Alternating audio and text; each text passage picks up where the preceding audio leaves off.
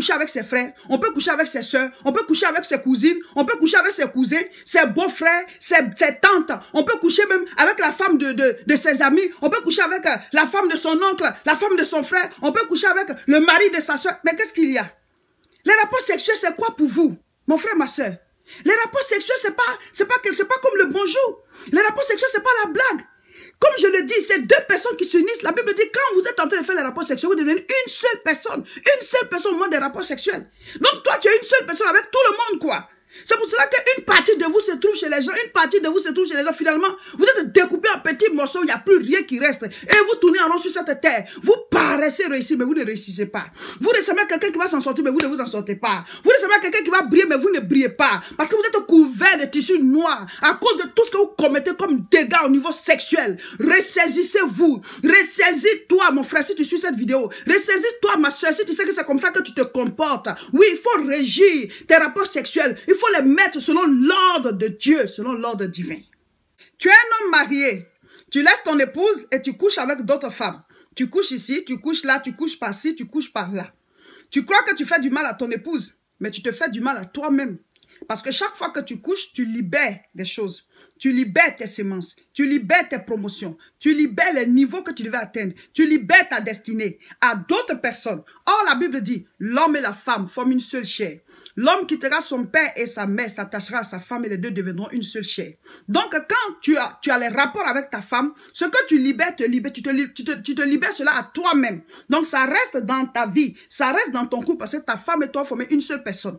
Mais quand tu fais les rapports sexuels ailleurs, tu libères cette semence ailleurs. Donc, tu perds des grâces, tu perds des promotions, tu perds des bénédictions. Tu ne comprends pas, tu travailles, tu n'évolues pas. Tu ne comprends pas, à un certain moment, tu avais des promotions, mais tu n'en as plus. Tu ne comprends pas, tes finances, tu n'arrives pas à réaliser. Mais c'est spirituel. L'homme n'est pas que physique. Quand l'homme est mort, le corps est là, on dit la personne est partie.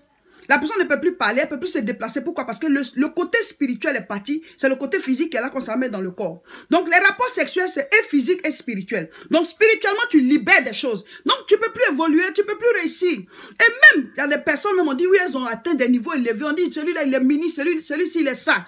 Mais si la personne a une telle vie, vous allez voir à un certain moment, ben, sa bénédiction, ça se brise. La personne retourne à zéro, puis après on dit, oh, lui, il était bien avant, hein, il avait réussi avant. Mais ça dépend de comment il a géré cette réussite. Vous couchez.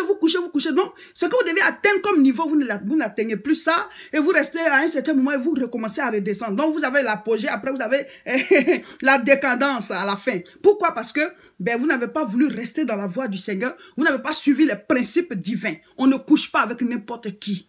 C'est pareil aussi pour les femmes. C'est pas que les hommes qui le font. Il y a des femmes qui sont mariées et qui trompent leur mari. On couche ici en cachette, on couche là en cachette. Ma chérie, c'est pas à ton mari que tu fais du mal. Hein. Tu te fais du mal à toi-même. Parce que le niveau que tu devais atteindre dans la vie, là, tu ne vas pas l'atteindre. C'est spirituel. Ce que je suis en train de vous dire, ce n'est pas de moi-même. C'est ce que la Bible dit. Souvent, ceux qui m'écrivent ou qui m'appellent, c'est venant de Dieu. J'ai eu des rapports sexuels et à partir de là, c'est fini. Effectivement, il y a des gens que tu couches avec eux là. Ta vie est détruite. Hein. Ta vie est détruite. C'est vous qui vous amusez avec ça. Les mystiques, les sorciers qui viennent, ils vous courent après. Ils font tout pour pouvoir vous avoir. Et quand vous avez les rapports sexuels, c'est fini. Ils vous tirent tout. Ils vous vident de tout. Et vous êtes couché là, vous n'avez plus rien. Le gars, il prend tout. Il a des promotions. Elle prend tout. Elle a des promotions. Parce que ce n'est pas que les hommes qui le font. Il y a aussi des femmes aussi qui sont sorcières, qui viennent prendre les bénédictions qui sont dans la vie des autres. Ils tirent ça à travers les rapports sexuels. Je ne dis pas que tous les rapports sexuels, les gens ils tirent des choses de toi. Mais je suis en train de vous expliquer que quand vous couchez avec n'importe qui là, vous allez tomber sur des gens qui servent Satan. Oui, la manière dont nous on sert Dieu, il y a des serviteurs de Satan. C'est ce que vous ne savez pas aussi. Il y a des gens qui sont dévoués pour servir Satan. Donc ils viennent, ils vous vident de votre destinée. Quand Dieu t'envoie sur la terre, il t'a envoyé pour pouvoir accomplir des choses. Et ces choses-là se trouvent en toi. Je vais vous donner des passages bibliques où des gens ont failli perdre leur destinée à travers les rapports sexuels. Il y en a aussi qui l'ont perdu. Donc si vous ne savez pas qu'il y a des gens qui sont investis de Satan, investis du diable, pour venir vous dépouiller et que vous couchez, c'est pas écrit sur leur front. Hein. La personne va rire avec toi, elle sourit, elle c'est une personne normale. Mais ça dépend de l'esprit qui la pousse. Ça dépend de l'esprit qui dirige ce monsieur. Ou même de l'esprit qui dirige cette dame vers toi. Alors, toi, tu as les rapports sexuels. On te vide de tout. On t'arrache tout. Du jour au lendemain, tu es là comme ça. Tu es comme un tonneau vide sur cette terre. Et vous tournez en rond. Vous ne réalisez rien. Vous montez, vous redescendez. Vous montez, vous redescendez. Parce que vous avez des cordes à vos coups. Un jour, vous avez couché quelque part. Là où il ne fallait pas coucher. Il y a des gens qui prennent les rapports sexuels comme le bonjour. La manière dont on dit bonjour, bonjour, bonjour, il y a des gens pour eux là, les rapports sexuels c'est comme ça. On couche ici, on couche là, on couche avec telle personne, on couche avec telle personne, on couche partout. Mon frère, ma soeur, tu es en danger. Hein? C'est très dangereux, et spirituellement et physiquement. En une soirée, paf, tu as les rapports sexuels avec quelqu'un. Vous vous rencontrez tout de suite, les rapports sexuels. On se dit bonjour, les rapports sexuels. On te présente quelqu'un, les rapports sexuels. 2 ou 3 mois de contact, les rapports sexuels. Pour vous, les rapports sexuels, qu'est-ce que c'est? Je dirais moi-même que les rapports sexuels, c'est presque sacré. Mon frère, ma soeur, regarde là où Dieu a mis le sexe. Je vais vous dire les choses telles que c'est. On n'a pas à avoir honte. Regardez là où Dieu a placé le sexe. Le sexe n'est pas sur notre front. Hein. Dieu a caché le sexe là-bas entre les cuisses. Pour dire que la vie ne commence pas par là. Quand tu rencontres quelqu'un, c'est son visage, d'abord tu regardes. Vous vous saluez, vous vous parlez. Le sexe là, il y a un temps pour ça. La Bible dit dans Ecclésiaste chapitre 3, verset 1, il y a un temps pour tout sous les cieux. Mais vous, à tout moment, vous couchez, vous couchez, vous couchez, vous couchez. Quelque chose qu'on fait et puis on met au monde les enfants. Regardez, chacun de nous, on est sorti d'un rapport sexuel. On est sorti d'un rapport sexuel. Dieu ne nous a pas envoyés sur la terre, nous parachutant à partir du ciel. C'est un homme et une femme qui se mettent ensemble. Ils font les rapports sexuels et puis l'enfant naît. Donc quelque chose de laquelle l'être humain naît. Vous jouez avec ça. Donc à chaque rapport sexuel, il y a quelque chose qui naît. C'est ce qu'on appelle la sémence. Tu libères ta sémence. Ce qui est en toi, tu fais sortir. Regarde comment ton enfant te ressemble. Regarde les traits qu'il a.